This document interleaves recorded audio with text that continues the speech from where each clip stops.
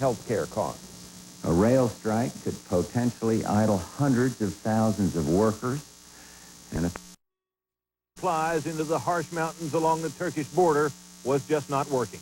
We must encourage the Kurds to move to areas in northern Iraq where the geography facilitates rather than frustrates such a large-scale relief effort. The president said the U.S. military would establish refugee camps on lower ground where food, equipment, and medicine would be distributed to the refugees. Let me reassure them that adequate security will be provided at these temporary sites by U.S., British, and French air and ground forces. That's a switch. The administration said as recently as Friday, no U.S. ground forces would be used to protect the refugees. The president insisted, however, that Saddam Hussein was unlikely to attack them and that they would be there only temporarily. All along, I have said that the United States is not going to intervene militarily in Iraq's internal affairs and risk being drawn into a Vietnam-style quagmire. This remains the case. Nor will we become an occupying power with U.S. troops patrolling the streets of Baghdad. We intend to turn over the administration of and security for these sites as soon as possible to the United Nations. The president refused to accept the blame critics have assigned him for allegedly encouraging Iraqis to rebel against Saddam Hussein, then abandoning the Kurds when they did just that. Do I think that the United States should bear guilt because of suggesting that the Iraqi people take matters into their own hands, with the implication being given by some that the United States would be there to support them militarily? That was not true. We never implied that. Do I think the answer is now for Saddam Hussein to be kicked out? Absolutely, because there will not be, may I finish, please? There will not be normalized relations with the United States, and I think this is true for most coalition partners, until Saddam Hussein is out of there. And we will continue the economic sanctions. The president also said he thinks the Iraqi leader cannot survive in office. Officials here concede privately, though, they have little more than hope his people will overthrow him. And after what happened to the Kurds, that would seem a slim hope indeed.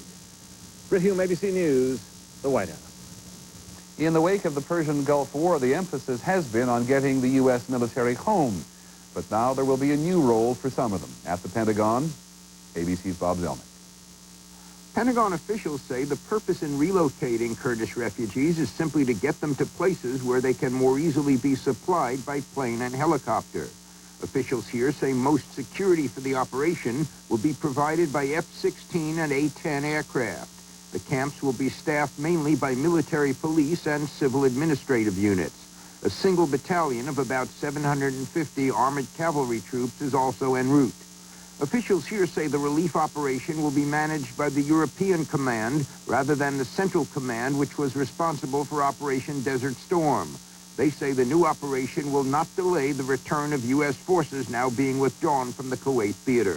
Bob Zelnick, ABC News at the Pentagon. Much of the help reaching the refugees along the border with Turkey until now has been coming in by air, and even that proved difficult today. For bad weather grounded the relief helicopters. And for those hundreds of thousands of refugees along the frontier, it was yet another hazard. ABC's Sheila McVicker is there. At the refugee camp near Ozumlu, they buried Nasrat Ali today. He died when he stepped on a landmine trying to reach a box of American military rations. There are mines all around, they say. Many people have been killed. Parachuted boxes of desperately needed supplies are sometimes landing in the minefield. For defense, the border area between Turkey and Iraq has long been littered with them. They are taking their toll now on the refugees.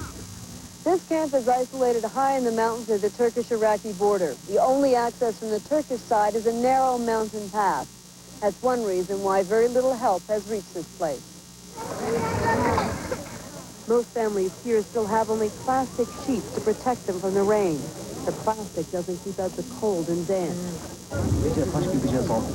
Their only medical care comes from an Iraqi medical student. Adil Hassan is overwhelmed. He sees hundreds of patients a day. But this is his only supply of drugs. He has run out of almost everything. If there is drug, I will do my best. Okay? I will help him. I will help them all. I can manage them daily. 24 hours I will work. Okay? If there is drugs and if there is assistance. He may have help soon. Red Cross doctors arrived today. The Iraqi government has permitted them to bring a convoy full of food and medicine north to the border, but it is stuck behind the miles of cars abandoned by the refugees. Sheila McVicker, ABC News, Uzunlu, Turkey. Now, the Iranian frontier. Delegations from Canada, Britain, and Germany were in the Iranian capital Tehran today to talk about aid. Iran's needs may be even greater than Turkey's.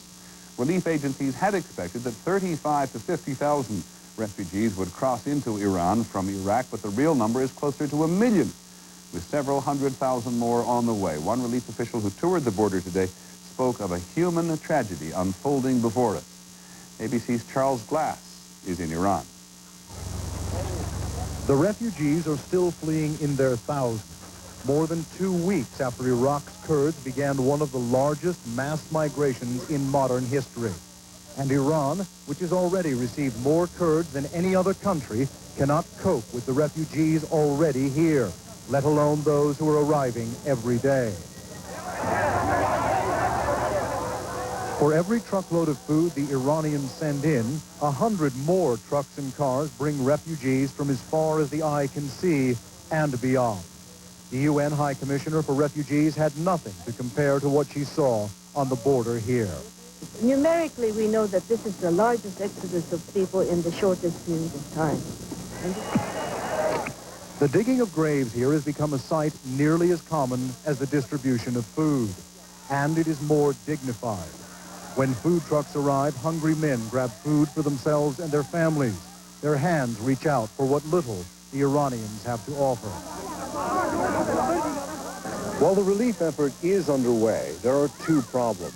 Iranians complain that they have twice as many refugees as in Turkey, but are receiving less than half the assistance. On the other side, many people are complaining that Iranian red tape and bureaucracy are making it virtually impossible for most of the assistance to reach border areas like this. We need medicine, we need food to our children, we need milk to our children, milk. For lack of nutrition, some mothers are running out of their own milk. Many of these Kurds who blamed the United States for allowing Saddam Hussein to crush their revolt last month now blame the United States for refusing to help them because they came to Iran and not to Turkey. Charles Glass, ABC News, in Iran. Now the other news from the region tonight. From Israel, a message for Secretary of State Baker, who is returning there on Thursday, to try to keep the momentum going for an Arab-Israeli peace conference.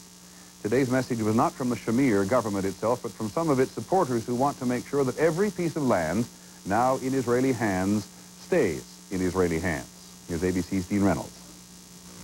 A few days ago, this was just a barren hill in the West Bank.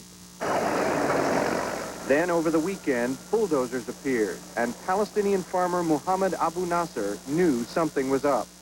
Israelis at the site told him a new settlement was coming. Show me the bill of sale, he demanded. Your road is on my land. The Israelis only laughed. Abu Nasser took his case to court, hoping to at least stall the settlers. Instead, he spurred them on. By this morning, the settlement of Revavah was a fact, erected overnight to beat any court ruling and to send a message to Washington. The settlers here freely acknowledge that they hurried their homes into place as a pointed act of defiance against the wishes of the American administration. Caroline and Uri Tabak said they wanted Secretary of State Baker to take notice. We're showing him that Israeli life is going on as it is all the time. We're building and continuing to live in every part of Israel. Revavah is part of a major new effort to increase the Jewish population in the occupied territories. Critics here say the Shamir government is using settlements to ward off American pressure to trade occupied land for peace. Revavah is a symbol that 2 days before Baker is coming here, we'll show them. We'll show them who is the real boss here. The Americans may call Revavah another obstacle to peace, but the Israelis are showing once again that talk is cheap. Dean Reynolds, ABC News, in the Israeli-occupied West Bank. In a moment, we'll have some of the other news. A new government warning about the safety of breast implants. There seems to be no way to avoid a strike by railroad workers after midnight tonight. And on the American agenda this evening, should condoms be distributed on demand to students in high school? This is World News Tonight with Peter Jennings. Brought to you by Whole Grain Total.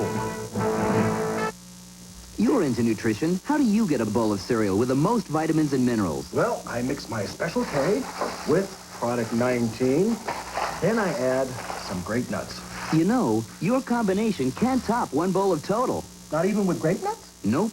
One bowl of Whole Grain Total by itself gives you a full day's supply of 12 vitamins and minerals. One cereal, 100%. In one cereal? One cereal, 100%. Well, my morning just got simpler. Although the Subaru Legacy is just as durable as our older models, it's a lot more stylish. So you no longer have to own a Subaru 10 years before you think it's beautiful. When you get gas pain, which would you choose? Your antacid or Gas-X, the tablet made for gas pain? It's extra strength, 100% simethicone to get rid of gas faster than your antacid. Fight gas right with Gas-X. There is a report of enormous concern today to all those American women who have undergone one of the most common types of cosmetic surgery in the U.S., breast implants. 2 million women have them. ABC News has learned that the Food and Drug Administration will announce this week that the most popular type of implant, one used in 25% of all the operations, presents women with an unacceptably high risk of cancer. Here's ABC's Beth Nissen. The most common trade names for the breast implant are MEM and Replicon, manufactured by Surgitech. The FDA says the implant's polyurethane coating can dissolve in the body, producing a chemical that has caused liver cancer in laboratory animals. The FDA estimates that the risk of cancer in humans with the implant is 1 in every 10,000 cases. The government's recommendation? If a woman is considering implants, either to increase the size of her breasts or to reconstruct her breasts after cancer surgery, she should not have the polyurethane-coated implants put in. Dr. Stephen Herman, a New York plastic surgeon, helped design the implants and has put them in more than 2,500 patients. He believes a 1 in 10,000 risk is small. From what we understand of the FDA findings to this point, it's still not clear that these implants cause cancer. But Dr. Herman will start using another form of implant as of today. The FDA expects most plastic surgeons to voluntarily stop using the polyurethane-coated product. For women who already have these implants, there is no clear advice. The FDA will recommend that these women discuss with their doctors the relative risks of leaving the implant in or removing it. But because the only data are on cancer incidence in animals, it is not an easy decision. We just don't have the data yet in women to tell us whether they're safe or not safe. Removing the implants may not remove the suspect chemical from the body, and removal means additional surgery, medical and psychological costs for patients like Brenda Friday, who is having her implants removed next month. I'm angry that my plastic surgeon, after going through the nightmare of cancer itself, would ever put anything back inside of me that could give me this all over again. At the very least, implant removal risks disfigurement, a sad irony for women who had the procedure either to improve or repair their appearance. Beth Nissen, ABC News, New York. Some legal news today. The Supreme Court has made it much more difficult for prisoners, including death row inmates, to file appeal after appeal of their convictions in the federal court system. The court ruled that in most cases, convicts must raise all of their constitutional challenges at once, rather than appealing time after time, which can jam up the courts. We'll be back in just a moment. I put off going to the doctor. But this burning stomach kept waking me up at night. Finally, I just went. I can imagine how relieved I was when my doctor said Mylanta. He said I had heartburn. And heartburn like mine needed a strong medicine. Mylanta is strong medicine, strongly recommended. In fact, Mylanta is the antacid doctors recommend most. My doctor said Mylanta. Now available in cherry and cool mint cream flavors. They all laughed at Christopher Columbus when he said the world was round. They said a more powerful new V8 engine would only speed your trip to the gas station. They haven't driven the new Ford Crown Victoria. Ho, ho, ho, who's got the left now. More powerful, more fuel efficient. More than ever, it's the new Crown Victoria. That's nice. Have you driven a Ford lately? As you can see, the house is completely renovated with the very best heating and cooling system. Must be a Lennox. So we put in this new central air, and our bills are really... Down? Exactly. Must be a Lennox. Our air conditioning? Not a day of trouble ever. Must be a good one. Must be a Lennox. Must be. Lennox Heating and Air Conditioning. Since 1895. Must be a Lennox. Labor news. Nearly 250,000 workers on the nation's railroads appear to be headed for a strike sometime after midnight tonight. Negotiations are still going on, but nobody holds up much hope for a settlement. And the strike could have a significant impact on the overall economy. Here's ABC's Stephen Ogg. About 80,000 commuters are expected to be the first to feel the effects of the strike, but mainly in Chicago and San Francisco. In the Northeast Corridor, workers will not strike Amtrak and the commuter lines from Washington to Boston. The major impact is on freight. Railroads carry nearly all the coal for utilities and steel companies, nearly half of all food, and most automobiles. The impact is expected to be greater than in past strikes, because many companies now rely on railroads as part of the production line, timing deliveries so parts arrive just in time to be used. You're going to see a devastating impact on things like the automobile industry. Parts aren't going to go in, and finished automobiles aren't going to go out. So within a day or two, automobile makers and other industries may have to lay off about 500,000 workers. We've got a very, very precarious economy right now that's just on its way of coming back, and we cannot afford to have that recovery interrupted by an unnecessary strike. The 200,000 union railroad workers clearly do not consider a strike unnecessary. They have not had a pay raise in 3 years, and they reject management demands to reduce the number of crew members on freight trains, to travel more miles to qualify for a day's pay, and to pay more for health benefits. Virtually everybody expects a strike tomorrow morning. If history is any guide, Congress will intervene, force both sides into a settlement, and the strike could be over in a few days, but not before the economy and commuters' lives have been disrupted. Stephen Ogg, ABC News, Washington. Other economic news, industrial production is down again by 0.3% in March, and that's the 6th decline in a row. And housing starts dropped more than 9% in February. Analysts say that one of the reasons was an unusually rainy month in California, which accounts for 15% of all new homes. On Wall Street, a rally. Several companies reported higher earnings than had been expected, which sent the Dow Jones Industrials up more than 53 points to close at 2986, and the trading was heavy. When we come back, the American agenda, making condoms available in high schools.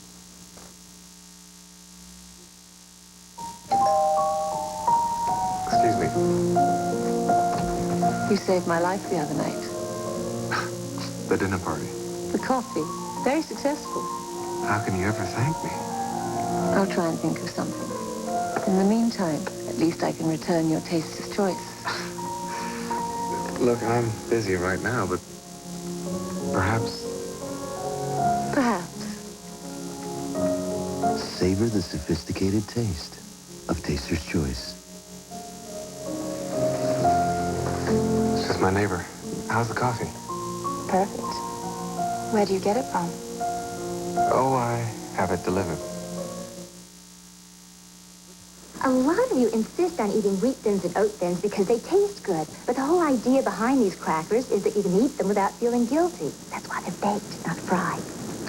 I mean, eat them because they're delicious, and you miss the whole point.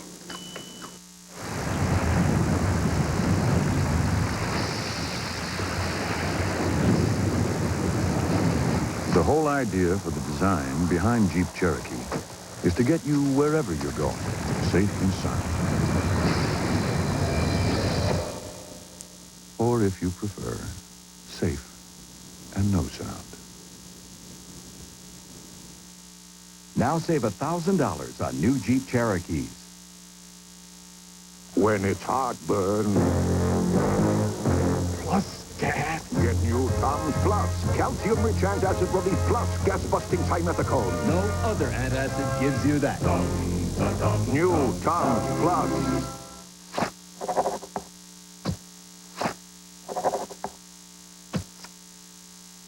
Introducing Post-it brand fan-folded notes and a whole new family of pop-up dispensers. An improvement the whole world will note. We have put the issue of condoms in schools on the American agenda tonight, and it is a controversial issue. Since the majority of boys and girls in high school say they're already having sex, many schools around the nation are debating whether to try to make sex safer by handing out condoms to anyone who asks. Our agenda reporter is Joe Bergantino. In the Philadelphia public schools, there has been an epidemic increase in adolescent pregnancy. Syphilis infections among teenage students have tripled in 5 years. And even worse, health officials here are worried that the number of teenagers with AIDS may have doubled since 1988. So stakes are high as Philadelphia debates whether to distribute condoms in the schools. Just saying no doesn't work with teenagers. If we tell them that condoms will help them not become pregnant, prevent disease, prevent AIDS, we then have to give them access to the use of those condoms. Rather than giving them the tools to have sex, I think we should be giving them the tools on how to say no. We should be promoting chastity and abstinence and self-control. No 15-year-old with their hormones raging is even going to stop to use a condom. In New York, a similar debate recently ended with a school board vote in favor of condom distribution in the city's high school. No counseling or parental permission required. Now several other school systems, in addition to Philadelphia's, are considering following New York's lead. In each case, the arguments focus on 3 questions. Does the availability of condoms encourage sex? Does it encourage safer sex? And should parental permission be required? 2 studies, including one conducted by the Center for Population Options involving 6 different schools, have concluded that condom availability does not encourage sex, neither hastening its onset nor increasing its frequency. At Orr Academy, an inner-city Chicago high school, the answer to the question of whether to get parents' permission seems to be not if you want students to use condoms. Condoms have been available here for almost 5 years, but 90% of the boys at Orr are not coming into the school health clinic to get them. Many of the students say it is because they are first required to get their parents' written permission. It's better off to just go to the store instead of going to the clinic, because your mother going to have to know, and half of the time I don't want my mother to know at all. Well, if you know something that can prevent a disease, should a condom be used? What students know or don't know is the key to whether they practice safer sex. 3 separate studies have concluded that when a high school combines condom distribution with a strong sex education program, contraceptive use increases and pregnancies decrease. A conclusion backed up by the experience of high schools in Toronto, Canada. Condoms are available here through dispensers in the washroom.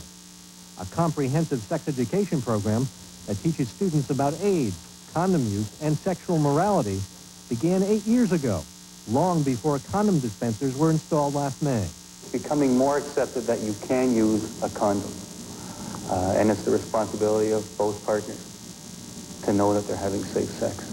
I think that message is getting across. But the messages conveyed by the Toronto experience and a host of studies can easily be drowned out by the volume of debate that surrounds the controversial issue of condoms in schools. In Philadelphia and elsewhere, students, parents, and communities are bound to engage in a heated struggle as they attempt to strike a balance between concerns about sexual morality and the moral obligation to combat an epidemic of teen pregnancy and AIDS. Joe Bergantino, ABC News, Philadelphia. We'll have our final report tonight in just a moment.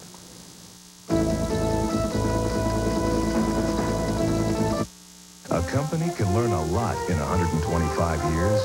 Valvoline has. You learn in the lab, you learn on the road, you learn on the racetrack. As you learn, you make your product better. And better, and better. Today's Valvoline will keep your engine cleaner than ever before. And cleaner means more protection against engine wear. 125 years of quality. That's why people who know use Valvoline.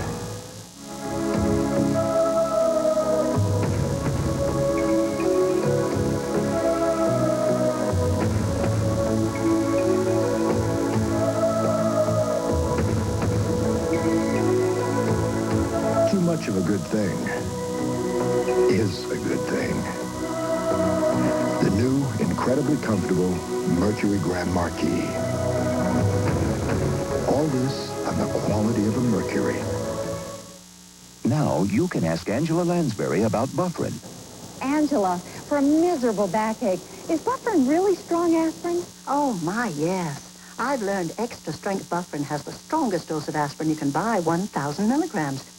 Miss Lansbury, how can Bufferin be so strong if it has buffers? I wondered myself, till I heard that the buffers don't weaken it. They just help prevent aspirin stomach upset. I depend on Bufferin. Shouldn't you discover the strength of Bufferin? Tonight on Nightline with Ted Koppel, the president says he'll send more aid to the Kurds. But we have another story of aid, U.S. aid to Saddam's military just before the war, tonight. Finally here this evening, the British movie director David Lean. He was 83 years old when he died today in London. He'd had a long illness. In a career of more than 40 years, he made only 16 films. But what movies they were.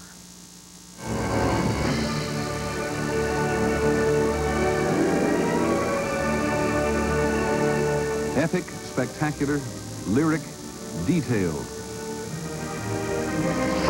The elements of David Lean's incomparable style.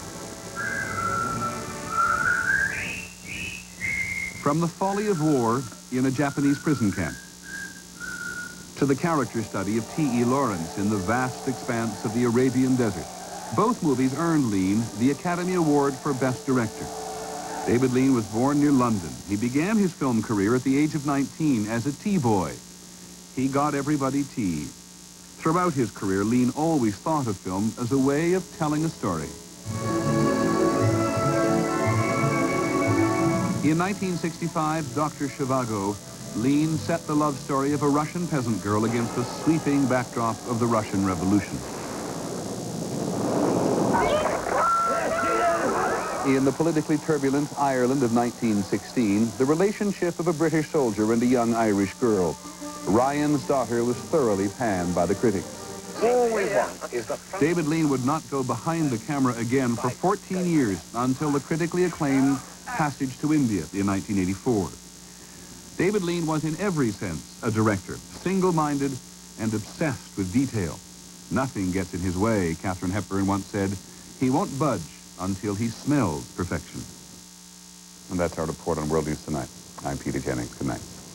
This has been a presentation of ABC News. More Americans get their news from ABC News than from any other source. This is Dr. Elizabeth Newberry. It's amazing what you can hide under a smock.